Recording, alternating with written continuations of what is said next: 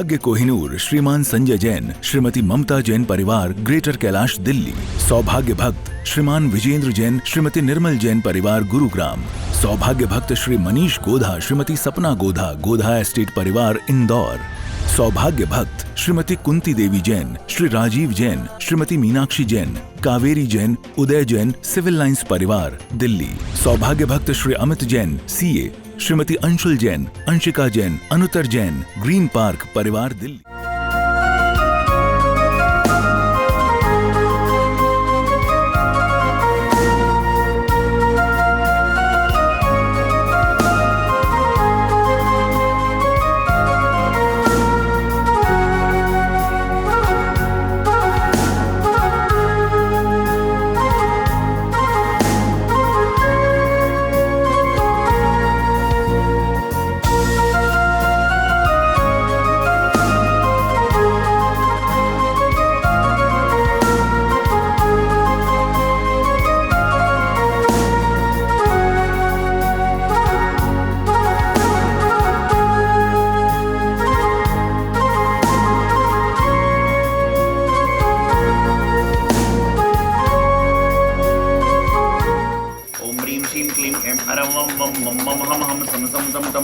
पम पम यम यम शिं शिं राम राम नीं नीं रवे। ओम नमो रते भगवते श्रीमती से जलाभिषेकम करोमि स्वाहा। ओम ह्रीं श्रीं क्लीं ऐं परं वं वं मं मम हं सं सं तं तं पम पम यम यम शिं शिं राम राम नीं नीं रवे।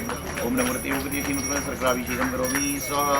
सर्कराभिषेकम करोमि स्वाहा। ओम ह्रीं श्रीं क्लीं ऐं परं वं वं मं मम हं सं सं तं पम पम यम यम शिं शिं राम राम नीं नीं रवे। ओम नमो रते भगवते श्रीमती से जलाभिषेकम करोमि स्वाहा। ओम ह्रीं श्रीं क्लीं ऐं परं वं वं मं मम हं जम जम तम तम पम पम जम जम शिं शिं राम राम नीं नीं रवे। ओम नमो रते भगवते श्रीमती से जलाभिषेकम करोमि स्वाहा। ओम ह्रीं श्रीं क्लीं ऐं परं वं वं मं मम हं तम तम तम पम पम जम जम शिं शिं राम राम नीं नीं रवे। ओम नमो रते भगवते श्रीमती से जलाभिषेकम करोमि स्वाहा। ओम ह्रीं श्रीं क्लीं ऐं परं वं वं मं मम हं तम तम तम पम पम जम जम शिं शिं राम राम नीं नीं रवे। ओम नमो रते भगवते श्रीमती से करोमि स्वाहा। ओम ह्रीं श्रीं क्लीं ऐं परं वं वं मम हं तम तम तम पम पम जम जम शिं शिं राम राम नीं नीं रवे। ओम नमो रते भगवते श्रीमती पुष्पमलकविषेकं करोमि स्वाहा। विलेपनं चारु करोमि भक्त्या चन्द्रं लेपनं करोमि स्वाहा। ओम नमो रते भगवते श्रीमती आमरसाभिषेकं करोमि स्वाहा। ओम नमः शिवेभ्यः। ओम नमः शिवेभ्यः। ओम नमः शिवेभ्यः। श्री वीतरागाय नमः। ओम नमो रते भगवते श्रीमती श्री पारसिद्धंकराय दुष्प्रकाय सर्वज्ञाय स्वयंभुवे सिद्धाय बुद्धाय परमात्मनि परमसुखाय त्रिलोक महिलाप्ताय अनंत संसार चित्त परिवर्तनाय अनंत दृष्टाय अनंत ज्ञानाय अनंत सुखाय सिद्धाय बुद्धाय त्रिलोकराय सत्य ज्ञानाय सर्वविषयारी का श्रावक का विकरणु चतो संगोस्त्र विनाशताय घातिक्रम विनाशताय घातिक्रम विनाशताय अवय समाज का जिंदगानी रहे गुरुवर हो मेरे गुरुवर।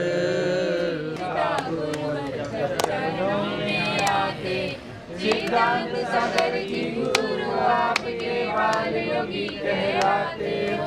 जन जन को संस्कार देते पुस्तक सागर जी हमारे हैं देवा वो गुरुदेवा देवा वो गुरुदेवा। ऋणों में हम काटे अपने करम दो सहारा। गुरुवर शत शत नमन हो हमारा। मुकुलेश जी के है राज दुलारे। माता रेखा के हैं प्राण प्यारे। सबको घर में छोड़ा सबसे नाता तोड़ा संयम धारा। गुरुवर शत शत नमन हो हमारा। माता रेखा ने शिक्षा दिलाई। चिदान सागर जी से दीक्षा पाई। माता रेखा ने शिक्षा दिलाई। चिदान सागर जी से दीक्षा पाई। नाम सौभाग्य रखा उनका भाग्य जगा जब संभारा। गुरुवर शत शत नमन हो हमारा। तेरे चरणों में हम काटे अपने करम दो सहारा। गुरुवर शत शत नमन हो हमारा। ये हैं हमारे कर दो ऐसा जतन जो समाधि मरण आपे द्वारा। गुरुवर शत शत नमन हो हमारा।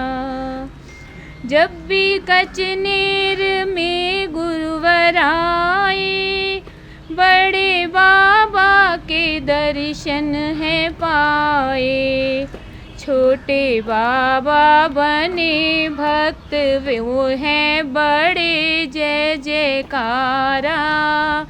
गुरुवर शत शत नमन हो हमारा। तेरे चरणों में हम काटे अपने करम दो सहारा।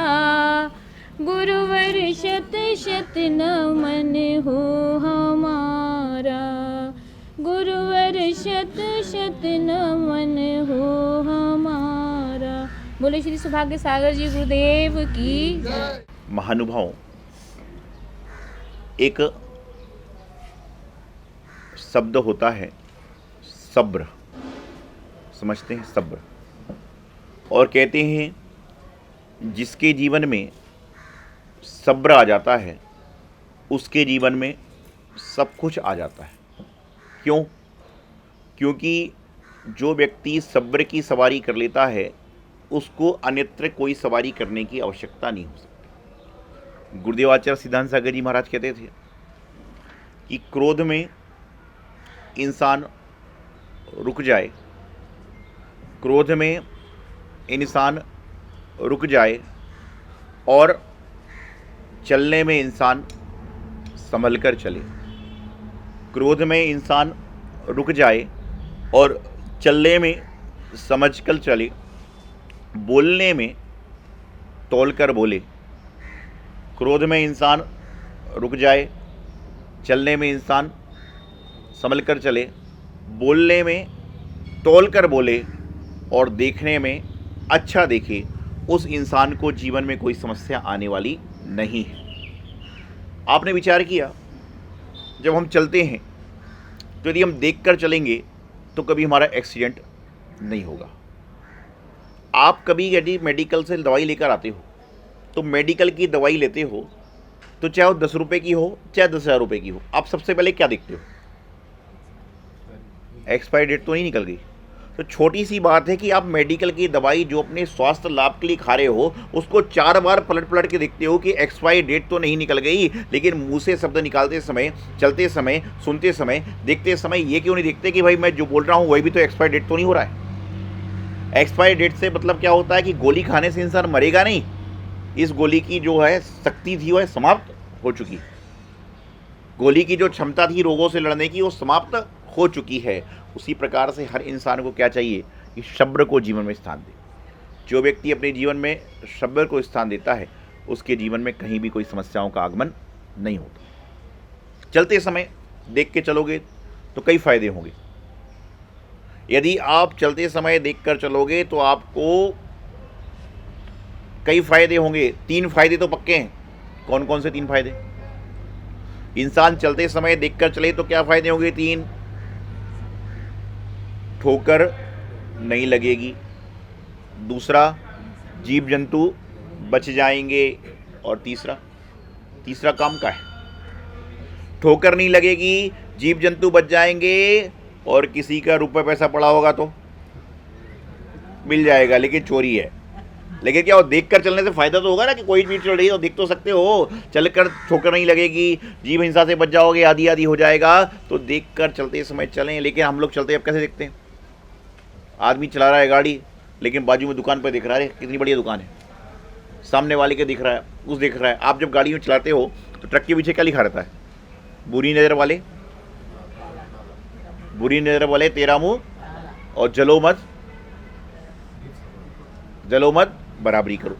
कई तरह के स्लोगन लिखे रहते हैं, किसी में लिखा था माता का आशीर्वाद, किसी में लिखा था पिता का आशीर्वाद, किसी में गुरु का आशीर्वाद, कुछ कुछ लिखा रहता है। एक बार मैंने बता रहा था कि हम लोग चल रहे थे, अब रास्ते में हम चलते नज़र तो पड़ती है हमारी। आप बोलोगे महाराज जी आप कैसे देख रहे थे? अरे नज़र तो पड़ती है। उसमें लिखा था, एक ट्रक के पीछे लिखा था कि जो मुझसे आगे जा रहे हैं उनका धन्यवाद। क्या लिखा था? जो मुझसे आगे जा रहे हैं उनके लिए धन्यवाद, और जो मेरे साथ चल रहे हैं उनको मेरा सुप्रभात। जो लोग मुझसे आगे चल रहे हैं उनको मेरा धन्यवाद, जो मेरे साथ चल रहे हैं उनको मेरा सुप्रभात, और जो पीछे रह गए हैं वह भी भरोसे लायक। मैंने बात पढ़ी कि जो आगे चल रहे हैं उनको धन्यवाद, जो साथ में उनको सुप्रभात, और जो पीछे रह गए उनको धन्यवाद। बात समझ में आई नहीं। फिर मैं रास्ते में चलता रहा, सोचता रहा, तो मैंने समझा कि ये कह रहा है कि जो आगे निकल गए हैं, जो आगे जा रहे हैं उनको, जो आगे जा रहे हैं उनको धन्यवाद। क्यों धन्यवाद? क्यों धन्यवाद? कि भैया आप आगे जा रहे हो तो मेरे लिए कम से कम रास्ता साफ तो कर रहे हो। आगे कोई गड्ढा होगा, आगे कोई ब्रेकर होगा, आगे कोई एक्सीडेंट हुआ होगा, तो तुम आगे जाके मेरे लिए रास्ता साफ तो कर रहे हो। तो इसलिए कोई आपकी गाड़ी से आगे जा रहा है तो घबराए मत, धन्यवाद दें। और जो साथ में चलेगा उसको सुप्रभात, कि जैसे तुम चल रहे हो वैसे ही मैं चल रहा हूँ। और जो रुक गया है उसको भी धन्यवाद। क्यों? क्योंकि भैया तुम रुक गए तो कम से कम मैं आगे तो जा रहा हूँ। तो हर हाल में जियो, हर हाल में खुश रहने का प्रयास करो, क्योंकि ज़िंदगी जीने का नाम है। जो खुश रहता है उसके पास में तो सारे लोग होते हैं, और जो उदास रहता है उसके पास तो कोई नहीं होता। छोटा बच्चा भी आता है और रोता है, रोने के बाद वो चुप किसके पास होता है? जो उसको मोबाइल दे दे। आज के ज़माने में, पहले के ज़माने में बच्चे होते थे उनके पास में खेल खिलौने दिए जाते थे। आज के ज़माने में मैं तो चौके में देखता हूँ, 3-4 साल का बच्चा हो, 5 साल का बच्चा हो, माँ धोती पहनाती है, मोबाइल दे देती है, बच्चा खुश। अरे भाई ये जो है एक प्रकार से धीमा पॉइज़न है, धीमा पॉइज़न है। मोबाइल आदि देना भी कहीं ना कहीं धीमा पॉइज़न है, कि अभी आप दे रहे हो, धीरे धीरे उसका आदि हो जाएगा तो फिर उसी में लगा रहेगा। तुम खाना भी खाओगे तो नहीं खिलाएगा, खाएगा और दूसरा काम भी नहीं करेगा। धीमा पॉइज़न है, अभी हम समझ नहीं रहे। पहले के ज़माने में लोग अपने दादा दादी का छोड़ते थे, बच्चों को उद्यान में छोड़ते थे, लेकिन आज समस्या क्या है? हम दो हमारे दो, और आजकल तो हम दो हमारा एक का सिस्टम भी चालू होने वाला है।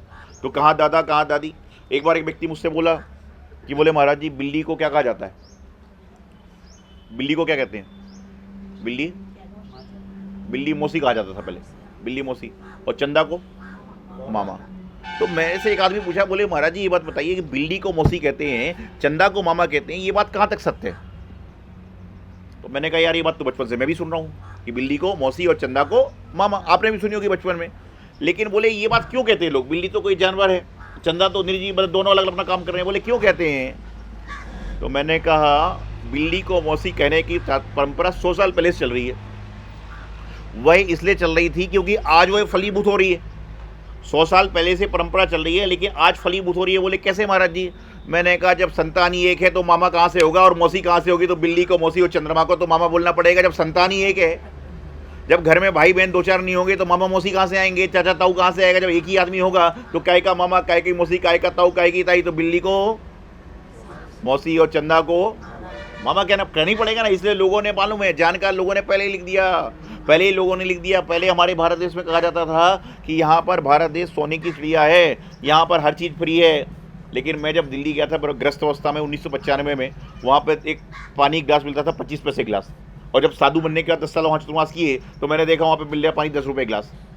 तो कहने का तात्पर्य ये कि जो पानी निःशुल्क था उसका शुल्क चालू हो गया, और ये हमारे भारत देश का एक दुर्भाग्य है। हमारा सौभाग्य है कि हम भारत देश में जन्मे हैं, लेकिन मैं समझता हूँ कि भारत देश का एक दुर्भाग्य है। दुर्भाग्य कैसा है कि जब मैं रास्तों में चलता हूँ तो वहाँ लिखा रहता देसी शराब दुकान, देसी शराब दुकान, और वहाँ पर मैं देखता हूँ लाइन लगाकर लोग खड़े हुए हैं। और जब कोरोना काल चल रहा था सबसे पहले कौन सी दुकान खुली थी? दारू की। आप सोचिए, दूध की दुकान नहीं खुली, चाय की दुकान नहीं खुली, खाने की दुकान नहीं खुली, कि सबसे पहले किसकी दुकान? सरकार भी कहती दारू सबसे ज़्यादा इनकम होती है। तो मैं आपको बताना चाह रहा था कि वहाँ पर लिखा था शराब दुकान, तो मैंने देखा वहाँ पर लाइन लगा के लोग खड़े हैं। और उसके बाद में आगे चल रहा था तो मैंने देखा एक दूध का गोला बहुत सारा कैन में दूध भर के घर घर जाके दूध दरवाजा पीट रहा है कि दूध दे लो। तो मैंने कहा भारत देश का दुर्भाग्य चालू हो गया कि शराब की दुकान पर लोग लाइन लगा खड़े हुए हैं, और दूध बेचने वाला घर घर जाकर कह रहा है दूध दे लो, दूध दे लो। सब्जी बेचने वाला घर घर जाकर सब्जी। से बड़ा दुर्भाग्य हमारे देश का क्या हो? जो हमारे शरीर को पौष्टिक करने वाला है, जो हमारे शरीर को आनंद देने वाला है, जो हमारे शरीर को आसानी से चीज़ देने वाला है, उसके लिए हम कर रहे हैं। तो मैं आपको बता रहा था कि सब्र की सवारी जिसके पास में है उसके जीवन में कोई तकलीफ नहीं है। क्रोध आए तो सब्र कर लो, मान आए तो सब्र कर लो, माया आए तो सब्र कर लो, लोभ आए तो सब्र कर लो। आपको बता दूं कि हमारे दिगंबर संत 5वें 6वें 7वें गुलिस्तान तक चलते हैं। क्षुल्लक क्षुल्लिका आरिका माता जी 5वें गुलिस्तान तक चल रही है, वस्त्रधारी हैं। और जो मुनिराज है 6वें 7वें गुलिस्तान चल सकते हैं। क्रोध की सत्ता, लोभ की सत्ता, माया की सत्ता जो है, मान की सत्ता जो है 10वें गुलिस्तान तक चल रही है। तो क्रोध होना कोई बड़ी बात नहीं, लेकिन क्रोध का समाप्त हो जाना बहुत बड़ी बात है। क्रोध कई तरह से होते हैं। जब हम लोग क्रोध की परिभाषा पढ़ते हैं तो 4 तरह का क्रोध बताया गया है। एक क्रोध ऐसा होता है जो पानी में खींची लकीर के समान, कि पानी में लकीर खींची मिटती गई। और एक क्रोध कैसा होता है, पत्थर की लकीर के समान की मिटने वाली नहीं मिटती है। तो क्रोध आए जब सब्र कर लो, क्रोध आने पर सब्र कर लोगे तो आपके जीवन में समस्याएं समाप्त हो जाएंगी। जब आपको कोई गलत चीज़ दिख रही है उस समय आंखों में कौन सा चश्मा लगा लो। काला चश्मे लगाने वाले तो काले काम करते हैं। काला चश्मा जो इंसान लगाकर चलता है वह सब कुछ देखता है, और लोग कहते हैं तो काला चश्मा लगाए इसको कुछ दिखेगा ही नहीं। ध्यान रखना, ये जितने काले चश्मे वाले आदमी होते हैं ना, मैं समझता हूँ कि काले चश्मे वाले आदमी सब कुछ देख रहे हैं जितना तुम सफ़ेद चश्मे से नहीं देख रहे हो। तो जब आपको कोई चीज़ गलत दिख रही है उस समय आंखों में सब्र कर लें, आंखों में पर्दा डाल लें कि भैया मुझे देखना ही नहीं। और जब मुंह से बोलने का समय आ जाए तो क्या करना, उस समय थोड़ा सब्र कर लें कि हे जिब्बा, जैसे तू खाते समय अच्छी चीज़ मिलती तो सब्र करती ना, उसी प्रकार से क्या करो आगे कर लें। और जब सुनने का समय आए तो भी सब्र कर लें, क्योंकि यहाँ पर महफिल चल रही है और यहाँ महफिल में कोई आदमी ज़ोर से चिल्लाए तो 15 मिनट से मैं बोल रहा हूँ वह बात आदमी को समझ में नहीं आ रही, लेकिन ज़ोर से चिल्लाए वो बात जल्दी समझ में आ जाती है। क्योंकि निगेटिव नकारात्मक विचार हमारे जीवन में ज़्यादा चल रहे हैं, सकारात्मक विचार हमारे जीवन में कम चल रहे हैं। और जिस व्यक्ति के जीवन में नकारात्मक विचार रहते हैं उसके जीवन में नकारात्मक इतना भर जाता है कि सकारात्मक चीज़ भी नकारात्मक ही दिखती है। क्योंकि आप देखिए दोनों बातें हैं। आप यदि क्रोध की दृष्टि से किसी जानवर को देखोगे आपको उसको मारने के भाव आएंगे, और प्रेम की दृष्टि से आप जानवर को देखोगे तो आपको उसको कुछ खिलाने का भाव आएगा। तो सब्र करके देखिए।